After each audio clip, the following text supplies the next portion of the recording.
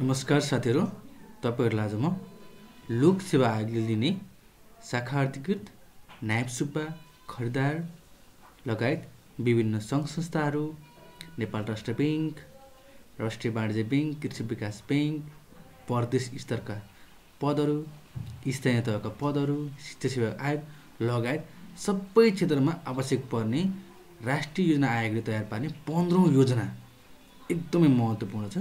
यो 15औं योजनाको बारेमा विस्तृत रूपमा अध्ययन गर्नेछौँ। यो 15औं योजनाको विस्तृत रूपमा अध्ययन गर्नेछौँ र हामी यस भिडियोमा अगाडि बढिहालौँ है त। 15औं योजनाको दीर्घकालीन सोच के छ भन्दा समृद्ध नेपाल, सुखी नेपाली। समृद्ध नेपाल, सुखी नेपाली अन्तर्गत समुन्नत, स्वाधीन र समाजवाद उन्मुख अर्थतन्त्र सहितको समान अवसर प्राप्त, स्वस्थ, शिक्षित, मर्यादित र उच्च जीवनस्तर भएका सुखी नागरिक बस्ने मुलुक। समुन्नत, स्वाधीन र समाजवाद उन्मुख अर्थतन्त्र सहितको समान अवसर प्राप्त, स्वस्थ, शिक्षित, मर्यादित र उच्च जीवनस्तर भएका सुखी नागरिक बसोबास गर्ने मुलुक। दीर्घकालीन राष्ट्रिय लक्ष्य। 15औं योजनाको दीर्घकालीन राष्ट्रिय लक्ष्य के छन् भन्दाखेरि समृद्ध नेपाल र सुखी नेपालीलाई यसरी डिभिजन गरिएको छ र समृद्ध नेपाल अन्तर्गत सर्वसुलभ, आधुनिक पूर्वाधार एवं सघन अन्तर आबद्धता।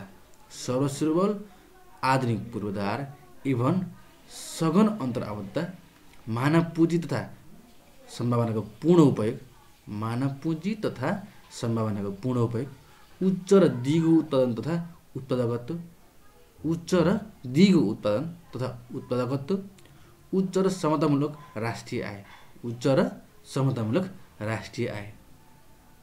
सुखी नेपाली अन्तर्गत 1 नम्बरमा छ परिष्कृत तथा मर्यादित जीवन, वेलबिङ एन्ड डिसेन्ट लाइफ, सुरक्षित, सभ्य र न्यायपूर्ण समाज, सेफ, सिभिलाइजाइज एन्ड जस्ट सोसाइटी, स्वस्थ र सन्तुलित पर्यावरण, हेल्दी एन्ड ब्यालेन्स इन्भाइरोमेन्ट, सुशासन, गुड गभर्नेन्स, सबल लोकतन्त्र, कम्प्रिहेन्सिभ डेमोक्रेसी, राष्ट्रिय एकता, सुरक्षा र सम्मान, national unity, security and dignity.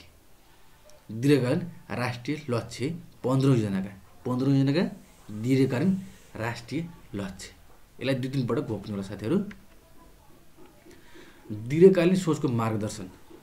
Vikram Samvat 2072मा चाहिँ के हुन्छ भनेर एउटा सोच बनाइएको थियो भन्दा नेपालको संविधान जारी हुन्छ, सस्टेनेबल डेभलपमेन्ट गोलको अवलम्बन हुन्छ र राष्ट्रिय प्रतिव्यक्ति आय 772 हुन्छ भनेको थियो। यो प्रक्षेपणको आधारमा यही नै भएको थियो र यसको आधारमा विक्रम सम्वत 2075मा 14औं योजनाको अन्तिम वर्ष प्रतिव्यक्ति आय 1074 पुर्याउने लक्ष्य थियो। यो पनि पुरा भएको छ। अब विक्रम सम्वत 2079मा अति कम विकसित मुलुकबाट स्तरोन्नति र प्रतिव्यक्ति आय $1400 पुर्याउने लक्ष्य थियो। विक्रम 87मा दिगो विकासको लक्ष्य प्राप्ति, उच्च मध्यम स्तर आएको मुलुक र प्रतिव्यक्ति आय $2900 अमेरिकी डलर पुर्याउने लक्ष्य छ भने विक्रम सम्वत 2100 सम्ममा उच्च आय स्तरको विकसित मुलुक र प्रतिव्यक्ति आय $12,100 अमेरिकी डलर पुर्याउने लक्ष्य राखेको छ है साथीहरू। यो दीर्घकालीन सोचको एउटा मार्गदर्शन हो। यो कण्ठ पारिनु पर्दैन, तर लगभग सर 2-3 पटक चाहिँ पढ्नु चाहिँ पर्छ साथीहरू है। 15औं योजना आर्थिक वर्ष 2076-70 देखि 80-81 सम्मको योजना। योजनाबद्ध विकासमा विगतका प्रयासबाट सामाजिक क्षेत्रमा उल्लेख्य प्रगति भएको छ भने आर्थिक पूर्वाधार तथा अन्य क्षेत्रमा मिश्रित प्रगति भएको देखिएको छ। 15औं योजना तर्जुमा गर्दा संविधानमा उल्लेख मौलिक हक, राज्यका निर्देशक सिद्धान्त र नीति लगायत अन्य व्यवस्था, दिगो विकास लक्ष्य, सरकारका प्रतिबद्धतालाई ध्यानमा दिइएको छ। योजना अवधिमा अधिकांश राष्ट्रिय गौरवका आयोजना सम्पन्न गर्ने गरी स्रोत साधनको व्यवस्था एवं समन्वय, अनुगमन तथा मूल्याङ्कनमा जोड दिइएको छ। राष्ट्रिय योजना आयोगको अध्यक्ष प्रधानमन्त्री हुन्छ। अन्तर्राष्ट्रिय प्रतिबद्धता अनुरूप विक्रम सम्वत 2087 सम्ममा दिगो विकासका लक्ष्यहरू हासिल गर्नुपर्नेछ। विक्रम सम्वत 2013 साल माघ 13 गते तत्कालीन प्रधानमन्त्री टङ्कप्रसाद आचार्यदेखि योजनाबद्ध विकासको सुरुवात भएको थियो। नेपालमा 6 दशक लामो योजनाबद्ध विकासको अवधिमा 9वटा पञ्चवर्षीय र 5वटा त्रिवर्षीय योजना कार्यान्वयन भएका छन्। 6 दशक लामो योजनाबद्ध विकासको अवधिमा 9वटा पञ्चवर्षीय र 5वटा त्रिवर्षीय योजना कार्यान्वयन भएका छन्। विक्रम सम्वत 2079 सम्ममा नेपाललाई अति कम विकसित देशबाट विकासशील देशमा स्तरोन्नति मुलुकको स्तरमा पुर्याउनु पर्नेछ। सुशासन र विकासका लागि वर्तमान सरकारको राजनीतिक अठोट र इच्छाशक्ति एवं प्रदेश र स्थानीय तहको क्रियाशीलतामा र समन्वयको माध्यमबाट सम्पूर्ण रूपमा कार्यान्वयन गर्नुपर्ने भएको छ। नेपाल बहुजातीय, बहुभाषिक, बहुधार्मिक, बहुसांस्कृतिक विशेषतायुक्त र भौगोलिक विविधता भएको देश हो। यिनै विशेषतालाई ध्यान दिँदै विकासको प्रारम्भका रूपमा विविधता ल्याउनु आवश्यक छ। दीर्घकालीन राष्ट्रिय रणनीति तीव्र दिगो र रोजगारमूलक आर्थिक वृद्धि, सुलभ तथा गुणस्तरीय स्वास्थ्य सेवा र शिक्षाको सुनिश्चितता। दीर्घकालीन राष्ट्रिय रणनीतिमा 2 नम्बरमा सुलभ तथा गुणस्तरीय स्वास्थ्य सेवा र शिक्षाको सुनिश्चितता। 3 नम्बरमा आन्तरिक तथा अन्तर्देशीय अन्तर्आबद्धता एवं दिगो सहर बस्ती विकास। आन्तरिक तथा अन्तर्देशीय अन्तर्आबद्धता एवं दिगो सहर बस्ती विकास। 4 नम्बरमा उत्पादन र उत्पादकत्व अभिवृद्धि। 5 नम्बरमा छ पूर्ण दिगो र उत्पादनशील सामाजिक सुरक्षा तथा संरक्षण।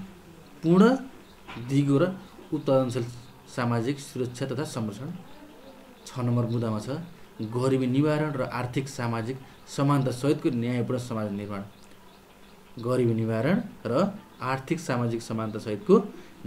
समाज निर्माण।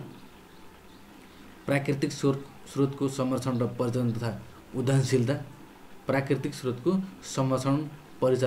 उद्यमशीलता। र 8 नम्बर मुद्दामा सार्वजनिक सेवाको सुदृढीकरण, प्रादेशिक सन्तुलन र राष्ट्रिय एकता सम्वर्धन। सार्वजनिक सेवाको सुदृढीकरण, प्रादेशिक सन्तुलन र राष्ट्रिय एकता सम्वर्धन। यी 8वटा मुद्दा दीर्घकालीन राष्ट्रिय रणनीति हुन् 15औं योजनाको। यही 1 नम्बर यसलाई अब कस्तो आधारले चाहिँ अगाडि बढाउन सकिन्छ भन्ने कुरामा यिनै पोइन्टहरूलाई 8वटा पोइन्टहरूलाई अब फेरि विस्तृत रूपमा अगाडि बढ्छौँ हामी। 1 नम्बरमा तीव्र दिगो र रोजगारमूलक आर्थिक वृद्धि, जस अन्तर्गत पूर्वाधार निर्माण, ऊर्जाको उत्पादन, व्यावसायिक कृषि, उत्पादनमूलक उद्योग र पर्यटनको विकास गर्ने, अन्तर्राष्ट्रिय क्षेत्रीय आर्थिक केन्द्रको रूपमा विकास गर्ने, पुँजी, श्रम तथा प्राकृतिक स्रोत साधनको उपयोग गर्ने।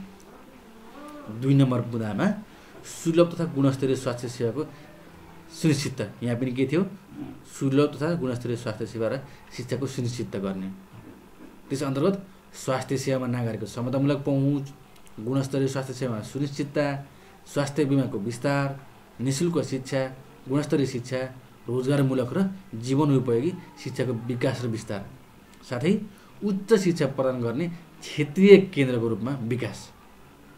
3 नम्बरमा छ आन्तरिक तथा अन्तर्देशीय आबद्धता एवं दिगो सहर अथवा बस्ती विकास गर्ने, जस अन्तर्गत छ पुनर्निर्माण लगायत विधिवत तथा निर्माणाधीन ठुला पूर्वाधार आयोजन सम्पन्न, निर्माण व्यवसायको क्षमता र दक्षता अभिवृद्धि, भौतिक पूर्वाधार विकास, आधुनिक सुरक्षित र दिगो सहर एवं एकीकृत बस्ती विकास, विद्युतीय प्रणालीबाट सार्वजनिक सेवा वितरण।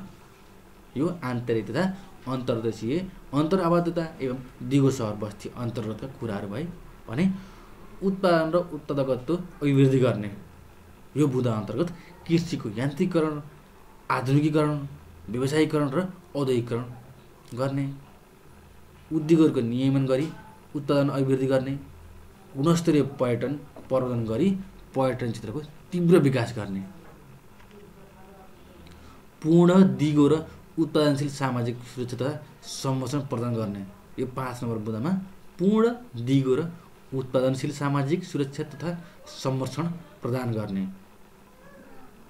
यस अन्तर्गत उत्पादनका साधन, रोजगारी र अवसरमा न्यायोचित पहुँच, सामाजिक सुरक्षा र संरक्षण कार्यक्रम कार्यान्वयन, सीमान्तकृत तथा जोखिममा रहेका समुदाय तथा नागरिकको संरक्षणका लागि कार्यक्रम कार्यान्वयन। भने 6 नम्बर बुँदामा गरिबी निवारण र आर्थिक सामाजिक समानता सहितको न्यायपूर्ण समाज निर्माण गर्ने भनेर भनेको छ, जस अन्तर्गत सुरक्षित, सभ्य र समतामूलक समाज निर्माण सम्बन्धी कार्यक्रम कार्यान्वयन गर्ने, सबै प्रकारका अवसरमा समान पहुँच र वितरणमा जोड दिने। 7 नम्बर मुद्दामा प्राकृतिक स्रोतको संरक्षण र परिचालन तथा उद्यमशीलताको विकास गर्ने, जस अन्तर्गत भूमि, वन, जलस्रोत तथा खनिज स्रोतको संरक्षण र परिचालन गर्ने, व्यापारिक तथा कृषि, वन र गैरकाष्ठ वन्यजन्य उत्पादनमा वृद्धि गर्ने, जलवायु परिवर्तन अनुकूलन र विपद जोखिम न्यूनीकरण गर्ने। 8 नम्बर मुद्दामा सार्वजनिक सेवाको सुदृढीकरण, प्रादेशिक सन्तुलन र राष्ट्रिय संवर्धन गर्ने।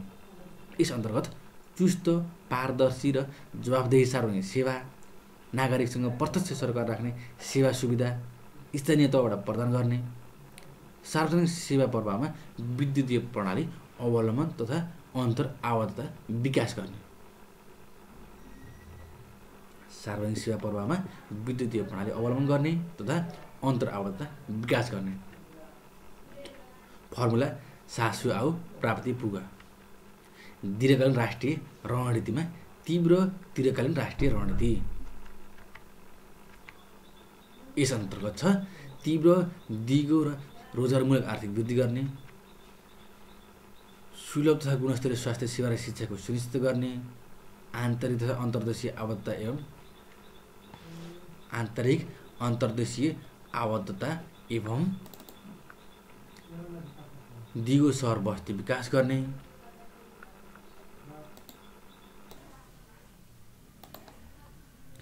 राष्ट्रिय दीर्घकालीन राष्ट्रिय रणनीति हामी यही पढ्दैछौँ। तीव्र दिगो र रोजगारमूलक आर्थिक वृद्धि गर्ने, सुलभ तथा गुणस्तरीय स्वास्थ्य सेवा र शिक्षाको सुनिश्चित गर्ने, आन्तरिक तथा अन्तर्देशीय आबद्धता एवं दिगो सहर बस्ती विकास गर्ने, उत्पादन र उत्पादकता अभिवृद्धि गर्ने, पूर्ण दिगो र उत्पादनशील सामाजिक सुरक्षा संरक्षण गर्ने, गरिबी निवारण र आर्थिक सामाजिक समानता सहितको न्यायपूर्ण समाज निर्माण गर्ने, प्राकृतिक स्रोतको संरक्षण र परिचालन तथा उद्यमशीलता विकास गर्ने, सार्वजनिक सेवाको सुदृढीकरण, प्रादेशिक सन्तुलन र राष्ट्रिय एकता सम्वर्धन गर्ने। यिनै कुराहरूलाई अघि नै हामीले विस्तृत रूपमा पनि पढ्यौँ है त। यो चाहिँ रिटर्नमा हो, सबै कुरा विस्तृत रूपमा यही कुरा पढिरहेको छौँ हामीहरूले है त। अब हामी अगाडि बढौँ। सहयोगी क्षेत्र, संविधान, लोकतन्त्र र विकासप्रतिको राजनीतिक प्रतिबद्धता, जनसाङ्ख्यिक लाभ र नागरिक सचेतना, भौगोलिक अवस्थिति र प्राकृतिक विविधता तथा सम्पन्नता, सामाजिक सांस्कृतिक विविधता तथा मौलिक पहिचान, सामाजिक पुँजी र विश्वभर फैलिएको नेपाली समुदाय, स्वच्छ र नवीकरणीय ऊर्जा, मित्र राष्ट्र र अन्तर्राष्ट्रिय समुदायको सद्भाव, सङ्घीय शासन प्रणाली र वित्तीय सङ्घीयता। सङ्घीय शासन प्रणाली र वित्तीय सङ्घीयता, यी 8वटा क्षेत्र सहयोगी क्षेत्रहरू छन्। यही 8वटा क्षेत्र, यिनै 8वटा क्षेत्रलाई यहाँ लेखिएको छ सहयोगी क्षेत्र हुन्। दीर्घकालीन सोचका लक्ष्य हासिल गर्ने सन्दर्भमा रूपान्तरण गर्न सम्भावक क्षेत्रको प्रभावकारी परिचालन गर्न देखाएका क्षेत्रलाई प्रमुख सहयोगी क्षेत्रका रूपमा लिएको छ। कुन भन्दा संविधान, लोकतन्त्र र विकासप्रतिको राजनीतिक प्रतिबद्धता, जनसाङ्ख्यिक लाभ र नागरिक सचेतना, भौगोलिक अवस्थिति र प्राकृतिक विविधता तथा सम्पन्नता, सामाजिक सांस्कृतिक विविधता तथा मौलिक पहिचान, सामाजिक पुँजी र विश्वभर फैलिएका नेपाली पहिचान, स्वच्छ र नवीकरणीय ऊर्जा, स्वच्छ र अन्तर्राष्ट्रिय समुदायको सद्भाव र सङ्घीय शासन प्रणाली र वित्तीय सङ्घीयता। यिनै 8वटा पोइन्टलाई यहाँ 8वटामा लेखिएको छ। यिनीहरू चाहिँ सहयोगी क्षेत्रहरू हुन्। हामी अगाडि बढौँ। रूपान्तरणका प्रमुख सम्भाग, गुणस्तरीय एकीकृत यातायात प्रणाली, सूचना प्रविधि तथा सञ्चार पूर्वाधार र विरहित सञ्जालीकरण। 2 नम्बरमा गुणस्तरीय मानव पुँजी निर्माण, उद्यमशील कार्य संस्कृति विकास र सम्भावनाको पूर्ण उपयोग। 3 नम्बरमा जलविद्युत उत्पादन वृद्धि र हरित अर्थतन्त्र प्रवर्धन। 4 नम्बरमा उत्पादकत्व र प्रतिस्पर्धात्मक क्षमता अभिवृद्धि। 5 नम्बरमा गुणस्तरीय पर्यटन सेवाको विकास र विस्तार। गुणस्तरीय पर्यटन सेवाको विस्तार र विकास। 6 नम्बरमा आधुनिक दिगो र व्यवस्थित सहरीकरण। आधुनिक दिगो र व्यवस्थित सहरीकरण, आवास र बस्ती विकास। 7 नम्बरमा प्रादेशिक र स्थानीय अर्थतन्त्रको विकास र सुदृढीकरण तथा औपचारिक क्षेत्रको विस्तार। 8 नम्बरमा सामाजिक संरक्षण र सुरक्षाको प्रत्याभूति। सामाजिक संरक्षण र सुरक्षाको प्रत्याभूति भने। 9 नम्बरमा शासकीय सुधार र सुशासन अभिवृद्धि। शासकीय सुधार र सुशासन अभिवृद्धि। यी 9वटा पोइन्टहरू रूपान्तरणका प्रमुख सम्भावक हुन्। रूपान्तरणका प्रमुख सम्भावक। दीर्घकालीन सोचको परिदृश्य र परिणात्मक लक्ष्यहरू।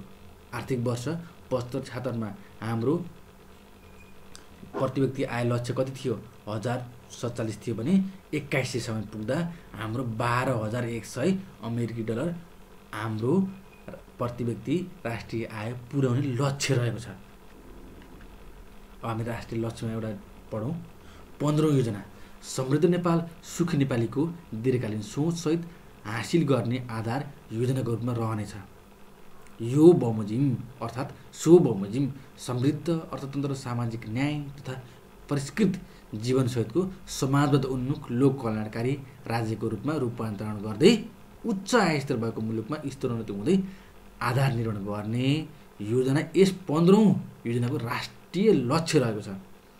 15औं योजनाको राष्ट्रिय लक्ष्य रहेको छ। तीव्र र सन्तुलित आर्थिक विकास, समृद्धि, सुशासन र नागरिकले सुखको अनुभूति प्राप्त गर्ने दूरदृष्टि 15औं योजनाले राखेको छ। तीव्र र सन्तुलित आर्थिक विकास, समृद्धि, सुशासन र नागरिकले सुखको अनुभूति प्राप्त गर्ने दूरदृष्टि 15औं योजनाले राखेको छ। प्रमुख परिणात्मक लक्ष्यहरू के छन् भन्दा 15 योजनाको लक्ष्यहरू हेरौँ। राष्ट्रिय लक्ष्य र गन्तव्य र सूचक हेरौँ। आर्थिक वृद्धि कति पुर्याउने लक्ष्य छ? 80-81 भन्दा 10.3। प्रतिव्यक्ति कुल राष्ट्रिय आय 1595। गरिबीको रेखामुनि रहेको जनसङ्ख्या 9.5 मा झार्ने।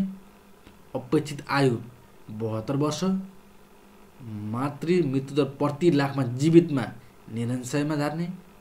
साक्षरता दर 15 वर्ष माथिकोलाई 95% मा लाने। युवा साक्षरता 15 देखि 24 वर्षकोलाई 99% मा लाने। आधारभूत तह 1 देखि 8 कक्षासम्म खुद भर्ना दर 99% मा लाने। माध्यमिक तह 9 देखि 12 सम्म खुद भर्ना दर 65। उच्च शिक्षामा कुल भर्ना दर 22। 30 मिनेटसम्मको दूरीमा यातायात पहुँच भएको परिवार 95। विद्युत पहुँच प्राप्त परिवार 100 मा लाने 2081 को आर्थिक वर्षमा लाने भन्ने यी सूचकहरू हुन्। दीर्घकालीन लक्ष्य हासिल गर्ने प्रमुख आधार के छन्? कसरी चाहिँ यो दीर्घकालीन लक्ष्य हासिल गर्न सकिन्छ भन्ने कुरामा राष्ट्रिय नीति र मौलिक हक प्राप्त गर्न उच्च दिगो आर्थिक वृद्धिको आवश्यकता, राजनीतिक तथा नीतिगत स्थिरता कायम भई आर्थिक समृद्धि उन्मुख अवस्था छ। समष्टिमा आर्थिक स्थायित्व कायम गरी सार्वजनिक, निजी, सहकारी र सामुदायिक क्षेत्रको लगानी वृद्धि गर्ने उपयुक्त वातावरण छ। जनसाङ्ख्यिक लाभ र प्राकृतिक संसाधनको महत्तम उपयोग छ। ज्ञान, सिप, पुँजी तथा प्रविधि पूर्वाधार र ऊर्जा विकास गरी उत्पादन र उत्पादकत्वमा वृद्धि गर्ने। बुँदा नम्बर 6 मा छ विक्रमसम्म 2087 सम्म दिगो विकासको लक्ष्य हासिल गर्ने राष्ट्रिय प्रतिबद्धता छ। विकास कार्यक्रमको कार्यान्वयनमा तीव्रता प्रदान गर्न आयोजना ब्याङ्क, आयोजना पूर्व तयारी र अनुगमन तथा मूल्याङ्कन कार्यको सुदृढीकरण छ। अनौपचारिक अर्थतन्त्र क्रमशः औपचारिक अर्थतन्त्रमा रूपान्तरण गर्ने लक्ष्य रहेको छ। राष्ट्रिय प्राथमिकता प्राप्त क्षेत्रको विदेशी लगानी आकर्षित गर्न आवश्यक सुधार र एकद्वार प्रणाली अवलम्बन गरिनेछ। ज्ञानमा आधारित अर्थतन्त्रको विकास र समृद्धि, यी 10वटा बुँदाहरूले दीर्घकालीन लक्ष्य हासिल गर्ने प्रमुख आधारहरू रहेका छन्। अघि नै कन्टिन्यू गरौँ। 13 नम्बरमा छ इन्टरनेटमा पहुँच प्राप्त जनसङ्ख्या 80-81 मा 80 मा लानेछ, 80% मा लानेछ। अर्थतन्त्रमा कृषि, वन र खानीको योगदान 23% रहेको छ। प्रति पर्यटन खर्च प्रतिदिन $100 मा लाने लक्ष्य रहेको छ। मानव विकास सूचकाङ्क 0.624 मा लानेछ। नागरिक सन्तुष्टि अनुभूति सूचकाङ्कमा 5.1, बहुआयामिक गरिबी रहेको जनसङ्ख्या 11.5मा झार्ने लक्ष्य रहेको छ। सुरक्षित आवासमा बसोबास गर्नेको जनसङ्ख्या 60% लाने लक्ष्य रहेको छ। लैङ्गिक विकास सूचकाङ्कमा 0.963% लाने लक्ष्य रहेको छ।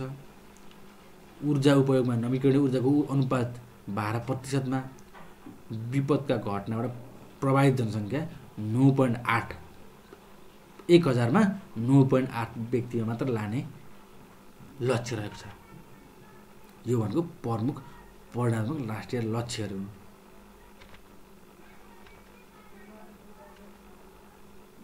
अब प्रति व्यक्ति राष्ट्रिय आय अमेरिकी डलर अघि नै हामीले हेरि पनि हाल्यौँ। 75 76 मा 1084 लाने लक्ष्य रहेको छ भने 81 सम्म 12100, 80 81 मा 1595। कुल ग्रास्त उत्पादनको अनुपातमा राष्ट्रिय बचत 75 76 मा 52.4 छ भने 21 मा 44। कुल ग्रास्त उत्पादनको अनुपातमा लगानी सबै प्रतिशतमा साथीहरू प्रतिशत है 36.9% थियो भने 75 76 मा, अब आउने 81 सम्म 46 छ, 80 81 मा 41.6 छ। कुल ग्रास्त उत्पादनको अनुपातमा राजस्व 75 76 मा 24 थियो भने 80 81 मा 30 मा लाने लक्ष्य छ भने 21 मा 33%। कुल ग्रास्त उत्पादनको अनुपातमा प्रत्यक्ष वैदेशिक लगानी 75 76 मा 0.5 थियो भने 80 81 मा 3 मा र 81 सम्म 4% मा लाने लक्ष्य रहेको छ। आम्दानीमा माथिल्लो 10% र तल्लो 40% जनसङ्ख्याको अनुपात चाहिँ 75 76 आर्थिक वर्ष 75 76 मा 1.31 थियो भने 80 81 मा 1.25 मा र 81 सम्म 1.1 मा झार्ने लक्ष्य रहेको छ। उपभोगमा आधारित जिनी गुणक चाहिँ 75 76 मा 0.3 थियो भने 80 81 मा 0.27 र 21 मा 0.24 मा लाने लक्ष्य रहेको छ। गरिबीको रेखामुनिको जनसङ्ख्या 0 भन्नाले 1% भन्दा कम गरिबी रहेको अवस्थालाई लिएको छ।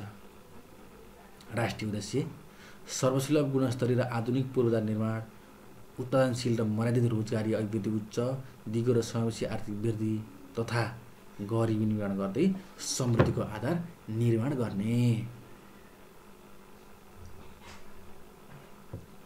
गुणस्तरीय स्वास्थ्य तथा शिक्षा, स्वास्थ्य तथा सन्तुलित वातावरण, सामाजिक न्याय र जवाबदेही सार्वजनिक सेवा कायम गरी सङ्घीय शासन व्यवस्थाको सुदृढीकरण गर्दै नागरिकलाई परिष्कृत र मर्यादित जीवनयापनको अनुभूति गराउनु राष्ट्रिय उद्देश्य। 3 नम्बरमा छ सामाजिक आर्थिक रूपान्तरण तथा स्वाधीन राष्ट्रिय अर्थतन्त्र निर्माण गरी देशको स्वाभिमान, स्वतन्त्रता र राष्ट्रिय हित संरक्षण गर्नु। त्यही राष्ट्रिय उद्देश्य हुनेछ। 15औं योजना तर्जुमा गर्दा अपनाएको प्रक्रिया के थियो भन्दा दीर्घकालीन सोचको अवधारणा विकास, 25 वर्षे दीर्घकालीन सोचको अवधारणा विक्रम सम्बन्ध 81 सम्म समुन्नत मुलुकको स्तरमा पुग्ने सोच। यो आर्थिक वर्ष 75 76 मा जारी भएको थियो भने 2000 सम्म पुग्दा 25 वर्ष हुन्छ। 25 वर्षीय सोचको अवधारणा हो यो। आधारपत्रमा सङ्घ, प्रदेश र स्थानीय तहका जनप्रतिनिधि तथा पदाधिकारी, निजी, सहकारी तथा सामुदायिक क्षेत्रका प्रतिनिधिसँग अन्तर्क्रिया गरियो। करिब 4500 सरकारसँग छलफल गरियो। इमेल मार्फत सुझाव सङ्कलन गरियो र गैर आवासीय नेपालीबाट पनि सुझाव प्राप्त गरिएको थियो। यो 25 वर्षीय दीर्घकालीन सोचको अवधारणा तयार गर्नु पूर्व राष्ट्रिय विकास परिषदको निर्देशन र मन्त्री परिषदको स्वीकृति दिएको थियो। समावेशी प्रतिनिधित्व रहने गरी राष्ट्रिय विकास परिषदको पुनर्गठन गरिएको थियो। सुझाव सहितको आधारपत्र स्वीकृतिका लागि राष्ट्रिय विकास परिषदमा प्रस्तुत। 2075 साल चैत 20 गतेदेखि 21 सम्म काठमाडौँसम्म सम्पन्न बैठकबाट आधारपत्रलाई अन्तिम रूप दिन निर्देशन गरिएको थियो। विक्रमसम्म 2076 वैशाख 17 गते आधारपत्र मन्त्री परिषदबाट स्वीकृत भई प्रकाशन भएको थियो।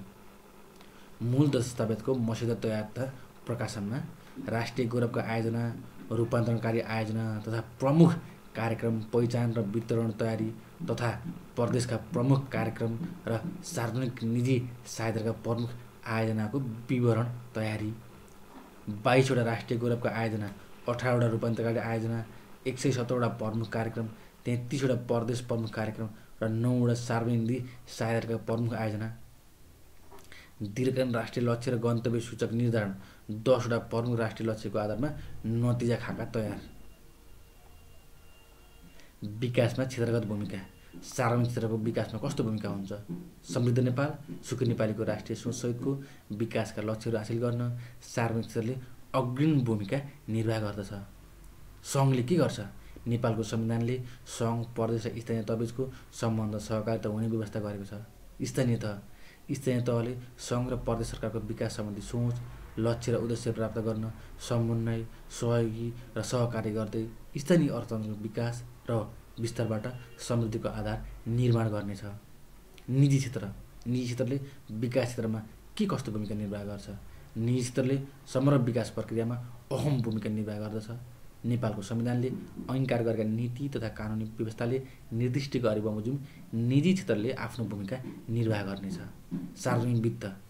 सार्वजनिक खर्चको कुशल र नतिजामूलक व्यवस्थापनद्वारा समृद्ध अर्थतन्त्र निर्माण गर्नेछ। लक्ष्य सार्वजनिक खर्चको कुशल समन्वय र नतिजामूलक व्यवस्थापन गरी उच्च आर्थिक वृद्धि हासिल गर्नेछ भने उद्देश्य सार्वजनिक खर्चको विनियोजन, दक्षता, कार्यान्वयन कुशलता र वित्तीय अनुशासन कायम गर्नु छ भने रणनीतिमा सङ्घ, प्रदेश र स्थानीय तहको सार्वजनिक खर्च प्रणाली सुदृढ गरी नतिजामूलक बनाउने, सार्वजनिक खर्चलाई आर्थिक तथा सामाजिक पुँजी निर्माणको क्षेत्रमा विनियोजन गर्ने, न्यायोचित, सन्तुलित र परिपूरक रूपमा अन्तरसरकारी वित्त व्यवस्थापन गर्ने, सार्वजनिक खर्च प्रणालीलाई सूचना प्रविधिमा आधारित बनाई थप पारदर्शी बनाउने। विकास क्षेत्रमा भूमिकामा अब 9 नम्बरमा सहकारीको क्षेत्रको भूमिका के छ भन्दा नेपालको संविधानले अंगीकार गरेका नीति कानुनी व्यवस्थाले निर्दिष्ट गरे बमोजिम सहकारी क्षेत्रले सहकारी मूल्य मान्यता र सिद्धान्तको अनुसरण तथा पारस्परिक र स्वावलम्बनको संस्कार विकास गर्दै समग्र विकास प्रक्रियामा सहयोगी भूमिका निर्वाह गर्दछ। गैर सरकारी संस्था, नागरिक समाज र सामुदायिक क्षेत्रले विकासको क्षेत्रमा के कस्तो भूमिका निर्वाह गर्दछ भन्दा गैर सरकारी संस्था, नागरिक समाज र सामुदायिक संस्थाले समग्र विकास प्रयासमा सहयोग भूमिका निर्वाह गर्दछ। यस क्षेत्रले सामाजिक शक्ति परिचालन गरी सरकारको विकास लक्ष्य तथा प्राथमिकता अनुरूपका क्षेत्रमा कार्यक्रम र सञ्चालन गरी गरिब निवारण, क्षमता अभिवृद्धि, नागरिक सचेतना तथा कर्तव्य बोध र सशक्तिकरणमा सहयोग पुर्याउँदछ। अन्तर सरकारी वित्तको प्रक्षेपण। सङ्घीय विभाज्य कोष अनुदान, वित्तीय समानीकरण अनुदान, सशस्त्र अनुदान, समपूर्व अनुदान र विशेष अनुदान। यी अनुदानको प्रकार चाहिँ तपाईँलाई त्यति आवश्यकता हुँदैन, तर तपाईँले सम्झनाका लागि भनेर यस्तो अनुदान हुन्छन् भनेर तपाईँलाई पनि राखिदिएको हो मैले। अनुदान पनि वित्तीय समानीकरण अनुदान हुन्छ, सशस्त्र अनुदान हुन्छ, समपूरक र विशेष अनुदान हुन्छ। प्रमुख बाली तथा उपजको उत्पादन मेट्रिक टन प्रति हेक्टरमा 1 हेक्टरमा प्रस्तुत क्षेत्रमा 3.76, लक्ष्य 4.5। धानको प्रस्तुत क्षेत्रमा 3.76 छ भने 80-81 4.5 पुर्याउने लक्ष्य छ। मकै 2.81 छ भने 4मा लाने लक्ष्य रहेको छ। गहुँ 3 छ भने चाहिँ 3.5 प्रति हेक्टरमा लाने मेट्रिक टनमा लाने लक्ष्य रहेको छ। कोदो 1.2 छ भने 1.3मा, फापर 1.1 छ भने 1.2, तरकारी 14.1 छ भने 20मा, आलु 16.4 छ 22मा, दलहन 1.2 छ 1.3, तिलहन 1.1 छ 1.3, फलफुल 9.8 छ 12, माछा 4.9 छ 6मा लाने। आर्थिक वर्ष प्रस्तुत क्षेत्र लक्ष्य 80-81मा दुध 1050 छ भने 1487, मासु केजी प्रति बन्द गरिएको पशुमा प्रस्तुत छ भने 85, अन्डा प्रति पन्छी छ भने 245बाट 260। प्रमुख बालीहरूको बिउ प्रतिस्थापन दर प्रतिशतमा प्रस्तुत क्षेत्रमा 16 थियो भने लक्ष्य 25 छ। माटोको जैविक पदार्थको मात्रा प्रतिशत 1.9 छ भने चाहिँ 80-81मा 2.4मा लाने लक्ष्य रहेको छ। राष्ट्रिय गौरवका आयोजना यो पनि धेरै नै महत्त्वपूर्ण हुन्। ल हामी यसलाई सर पढौँ। गौतम बुद्ध अन्तर्राष्ट्रिय विमानस्थल आयोजना, पोखरा अन्तर्राष्ट्रिय विमानस्थल आयोजना जुन विक्रम सम्वत 2079 पुसको 17 गते उद्घाटन प्रधानमन्त्री प्रचण्डले उद्घाटन गर्नुभएको छ।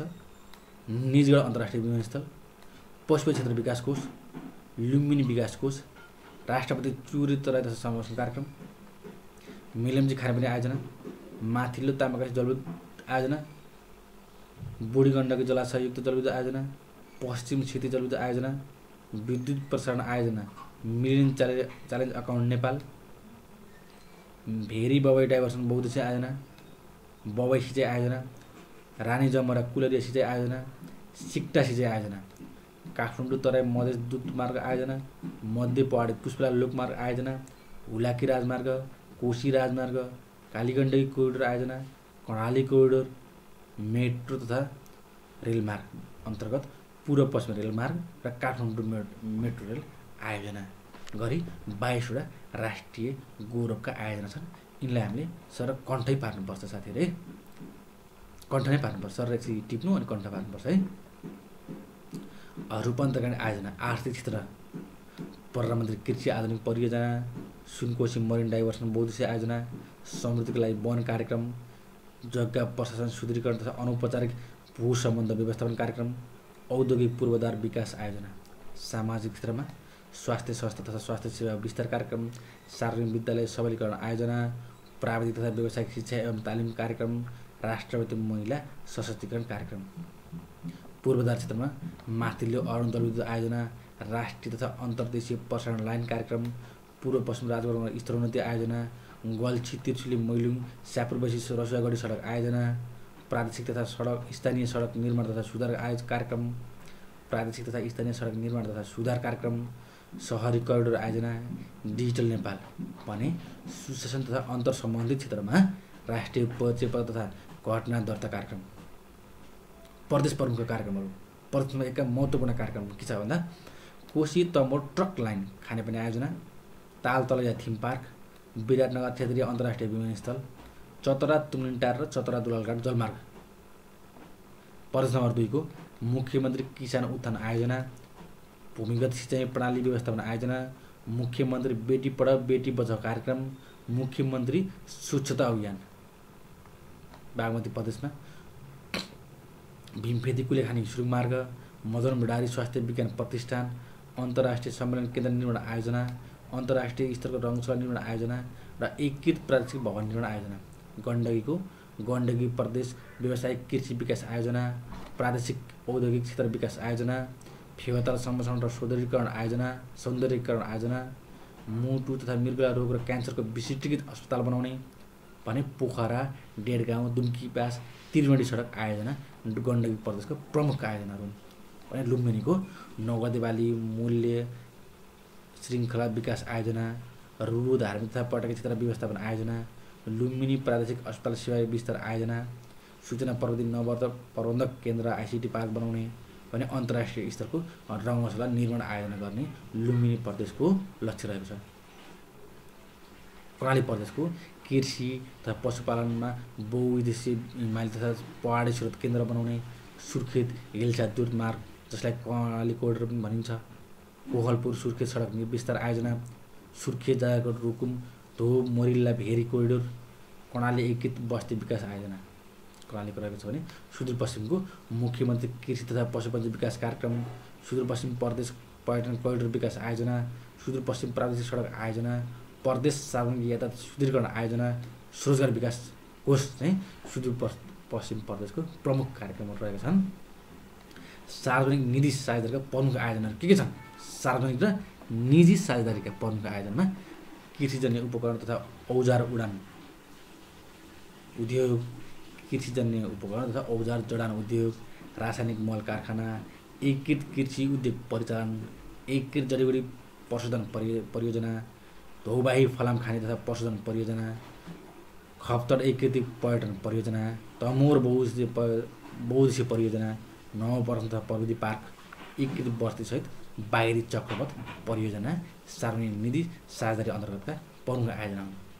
साथीहरू, राष्ट्रिय नेपालको 15औं योजनामा पढ्नुपर्ने कुरा यतिहरू हुन् है। यति तपाईँले यो भिडियोलाई 2-3 पटक हेरेर टिपोट गरेर सर पढ्नुभयो अथवा यसलाई सुन्नुभयो भने पुग्छ साथीहरू। र तपाईँलाई यसबाहेक धेरै पढ्न आवश्यक मैले देख्दिनँ। महत्त्वपूर्ण कुरा मैले टिपेर हजुरलाई ल्याएको यति नै हो है। तर पनि होइन म विस्तृत रूपमा हेर्छु भन्नुहुन्छ भने नेपालीको 15 योजना यसलाई स्क्रिनसट गरेर मोबाइलबाट स्क्यान गर्नुभयो भने 15 योजनाको विस्तृत रूपमा नेपाली मिडियममा आउँछ भने होइन म इङ्ग्लिस मिडियममा हेर्छु भन्नुहुन्छ भने इङ्ग्लिस मिडियमको 15 योजना यो क्युआर कोडलाई स्क्यान गर्नु होला। मैले तपाईँहरूलाई यो क्युआर कोड बनाएर राखिदिएको छु। यो इङ्ग्लिसको लागि यो नेपालीको लागि क्युआर कोड बनाउनु भयो भने तपाईँले हेर्न सक्नुहुन्छ। र यो भिडियो कस्तो लाग्यो साथीहरू? तपाईँहरूलाई यदि यो भिडियो राम्रो लागेको भएदेखि लाइक, कमेन्ट, सेयर, सब्सक्राइब गर्न नभुल्नु साथीहरू। हस्, फेरि अर्को भिडियोमा भेटौँला। धन्यवाद। केही कुरा छन्, केही तपाईँलाई कन्फ्युजन भयो भने कमेन्ट बक्समा कमेन्ट छोड्न चाहिँ नभुल्नु होला है त साथीहरू। कमेन्ट बक्समा कमेन्ट गर्न चाहिँ एकदमै नभुल्नु होला। राम्रो लाग्यो भने कमेन्ट बक्समा गुड छ, राम्रो छ भनेर सजेसन दिनु होला। धन्यवाद साथीहरू।